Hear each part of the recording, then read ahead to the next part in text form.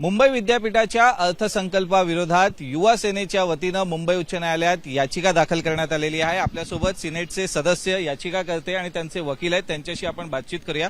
Madam, याचिका तुम्ही दाखल केलेली आहे, याचिका नेमकी काय आहे आणि मागण्या काय आहेत त्यात? आजच आम्ही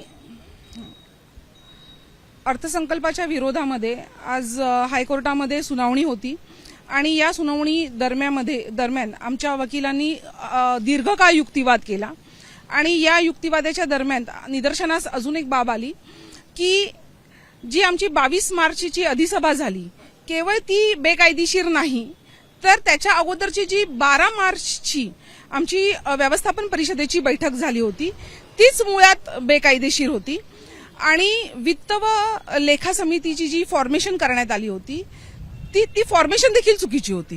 हे निदर्शनास आल्याच्या नंतर आम्हाला पुन्हा एकदा अमेंडमेंट करण्यासाठी, या सगळ्या गोष्टी अमेंडमेंट करण्यासाठी कोर्टाने वेळ दिलेला आहे आणि मंगळवारची तारीख दिलेली आहे। प्रदीपजी, यामागचं नेमकं राजकारण काय? गेली अनेक वर्ष तुम्ही सिनेटवर आहात, सध्याची जी निवडणूक सुद्धा पार पडली त्याच्यात तुम्ही एकतर्फी विजय मिळवलात, त्याच्यानंतरही विद्यापीठाच्या कारभारात हे राजकारण सुरू आहे। बघा, 2010 पासून आम्ही सिनेटवर आहोत। कधीच अशा चुकीच्या पद्धतीने कोणत्याही मीटिंग्स, म्हणजे बजेटची म्हणा, मॅनेजमेंट काउन्सिल म्हणा किंवा सिनेट, ही कधी झालेली नव्हती किंवा त्यांचं फॉर्मेशन देखील चुकीच्या पद्धतीने झालं नव्हतं।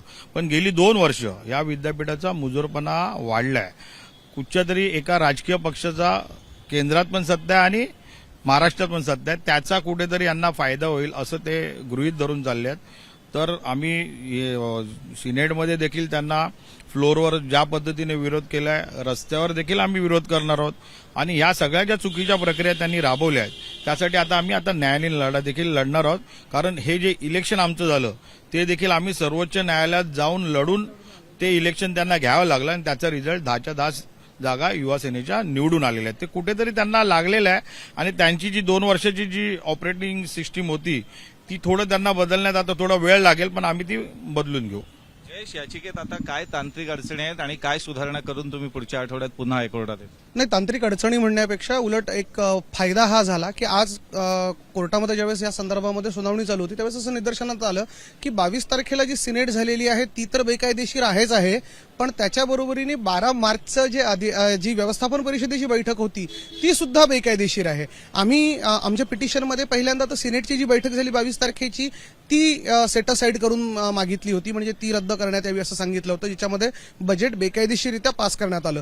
पण कोर्टाच्या आर्ग्युमेंट दरम्यान ज्यावेळेस हे लक्षात आलं त्यावेळेस आपण आता कोर्टाला हे सांगितलं की ती जी 12ची आहे बैठक ती पण व्यवस्थापन परिषदेची ती पण बेकायदेशीर आहे। मग कोर्टाने आपल्याला असं सांगितलं की तुम्ही तुमची प्रेयर अमेंड करा।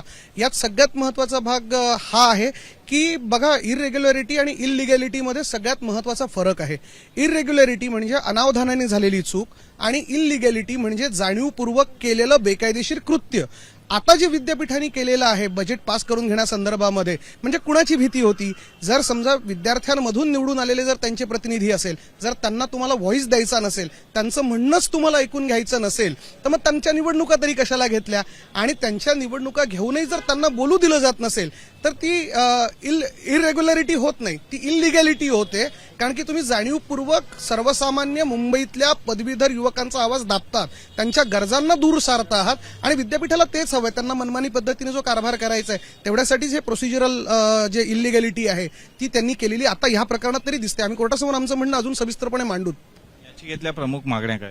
याचिकेतल्या प्रमुख मागण्या आपल्या अशा आहेत की जी मॅनेजमेंट वित्त लेखा समिती जी स्थापन करण्यात आलेली आहे ती बेकायदेशीररित्या स्थापन करण्यात आलेली आहे, ती सेट असाइड करण्यात यावी। त्याच पद्धतीने जो 12 मार्चचा जो व्यवस्थापन परिषदेची जी बैठक झाली ती सेट असाइड करण्यात यावी आणि 22 मार्चची जी सिनेटची बैठक आहे ती पण सेट असाइड करण्यात यावी।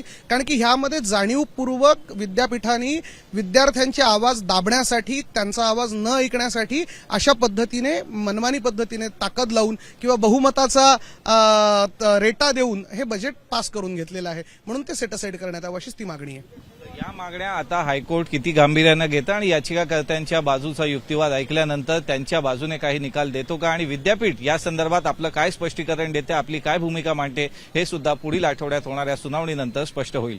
कॅमेरामन अनिल सनगारे, साम्या राणे, एबीपी माझा, मुंबई। एबीपी माझा, उघडा डोळे बघा नीट।